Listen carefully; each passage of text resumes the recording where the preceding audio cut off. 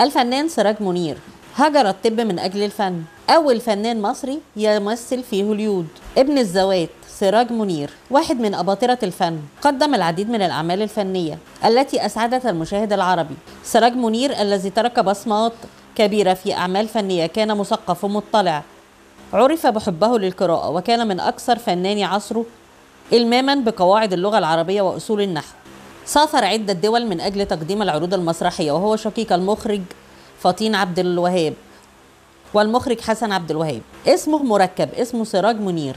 والده كان عايز يسميه سراج، وجده كان عايز يسميه منير، فوالدته وفقت بين الاسمين وبقى اسمه سراج منير. ولد الفنان سراج منير في القاهرة بداية القرن العشرين في 15 يوليو 1904 في منطقة باب الخلق بالقاهرة.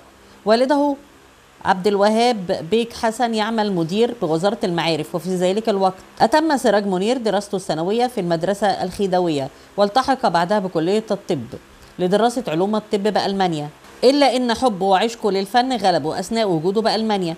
ظهر سراج منير في بعض الأفلام الألمانية الصامتة، وتنقل بين استوديوهات برلين، وكانت نتيجة ذلك أنه انصرف عن دراسة الطب ليتجه إلى السينما. درس الفنان سراج منير الإخراج السينمائي مع الفنان والمخرج محمد كريم الذي التقاه صدفة هناك. أمضى في برلين حوالي عام، ثم وانتقل إلى ميونخ حيث يوجد أكبر مسارح في ألمانيا. مع بداية الحرب العالمية الثانية عاد سراج منير إلى مصر، وفاجئ أبوه بتركه للطب نهائي، مما أصاب والده وعائلته بالإحباط والحزن، إلى أنه استمر فيما رسمه لنفسه من طريق.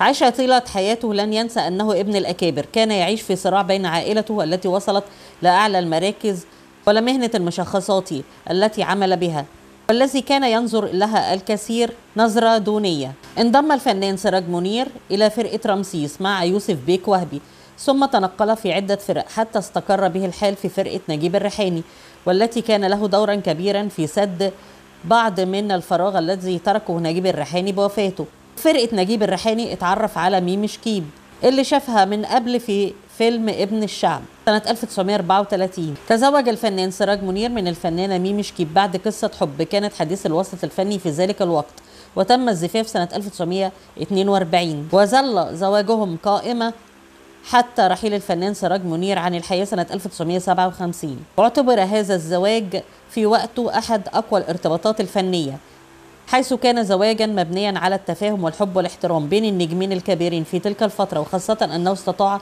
التغلب على العديد من الصعاب التي واجهت الزيجة. وأهم هذه الصعاب ما تردد بقوة عن المعاناة الكبيرة التي عاشها الفنان الكبير سراج منير لفترة إقناع أسرة ميمي شكيب التي كانت رافضة إتمام هذه الزيجة بشدة. أشهر الأفلام التي جمعته بزوجته ميمي شكيب: الحل الأخير سنة 1937، بيومي أفندي 49، نشالة هانم 53، ابن الزوات 53، وكلمة حق 53. شارك الفنان سراج منير خلال مسيرته الفنية في 138 عمل فني بين سينما ومسرح.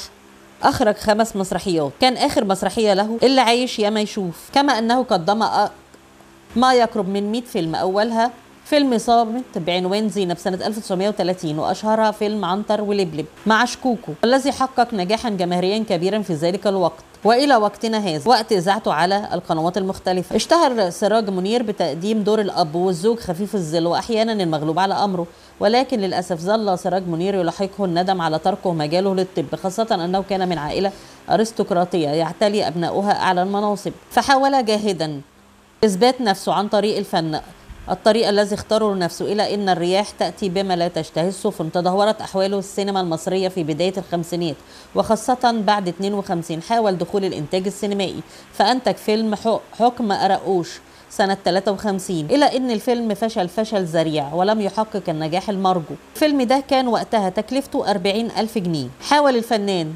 سراج منير تعويض خسارته لأنه رهن فيلته اللي عاش فيها مع زوجته ميمي شكيب قرابة 17 سنة. بسبب كل هذه الضغوطات تعرض لصدمة عنيفة، أصيب على أثرها بذبحة صدرية أودت بحياته فجأة. في ناس بتقول إنه مات أثناء نومه، وناس تانية بتقول مات وهو بيكلم زوجته ميمي شكيب في التليفون. توفى يوم 13 سبتمبر 1957. خسرت السينما المصرية والمسرح المصري عملاق الفن الفنان سراج منير اللي كان بيأدي الأدوار الجادة، حتى أسند إليه زكي طولمات دور كوميدي في مسرحية شهرزاد، فاكتشف في نفسه القدرة على أداء الأدوار الكوميدية، طيلة حياته لم ينسى أنه ابن الأكابر.